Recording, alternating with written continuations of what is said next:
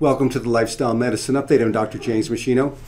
A large study published in the Journal of the American College of Cardiology in November 2020 that followed 210,000 individuals for over 32 years has shown that those who regularly consume an anti-inflammatory diet had a 46% lower risk of developing heart disease and a 28% lower risk of having a stroke.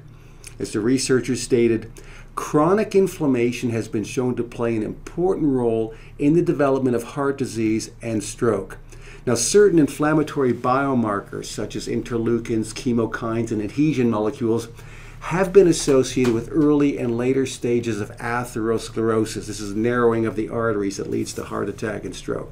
So in this study, researchers compared dietary behaviors of over 200,000 individuals and tracked their health events regarding heart attack and heart problems like angina as well as stroke over a 32-year period. The evidence was clear that those who regularly consumed inflammation-promoting foods had higher inflammatory markers in their blood and had substantially higher risk for heart disease and stroke.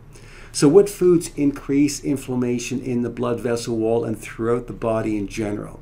Well, the researchers indicated that the most common offenders included red meat, all beef products, as well as processed meats, organ meats like eating liver, refined sugars and refined grains, white bread and sugary breakfast cereals as an example, as well as fried foods and sugary soft drinks. Now, the researchers indicated that the foods that helped to decrease inflammation included foods with higher levels of antioxidants and dietary fiber, including green leafy vegetables like kale, spinach, cabbage, arugula, and yellow vegetables like pumpkin, yellow peppers, beans, and carrots, and whole grain foods and coffee, tea, and wine. So the researchers also reported on another study which assessed how incorporating walnuts into an individual's usual diet might improve inflammatory biomarkers. Previous studies have found that regular nut consumption is associated with lower heart disease risk and lower overall cholesterol. However, there has been limited research linking nut consumption with less inflammation in the body. So in this study, a total of 634 participants were assigned to either a diet without walnuts or a diet that included 30 to 60 grams of walnuts per day. After a follow-up period of 2 years, those who ate a diet that included walnuts showed significantly reduced levels of inflammation in their blood in 6 of the 10 inflammatory biomarkers tested.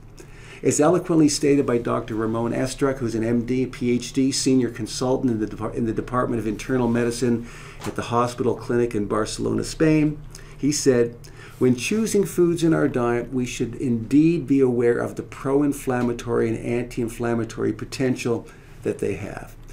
So we are all aware that high blood pressure and high cholesterol and smoking are cardinal risk factors for cardiovascular disease. But studies like these suggest very strongly that inflammation within the blood vessel wall as well as blood stickiness are also very important risk factors.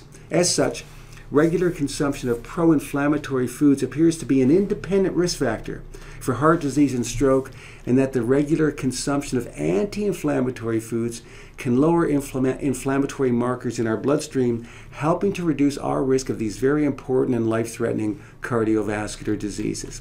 So I've included the reference for this information in the text below. Thanks for watching, and I'll see you next time.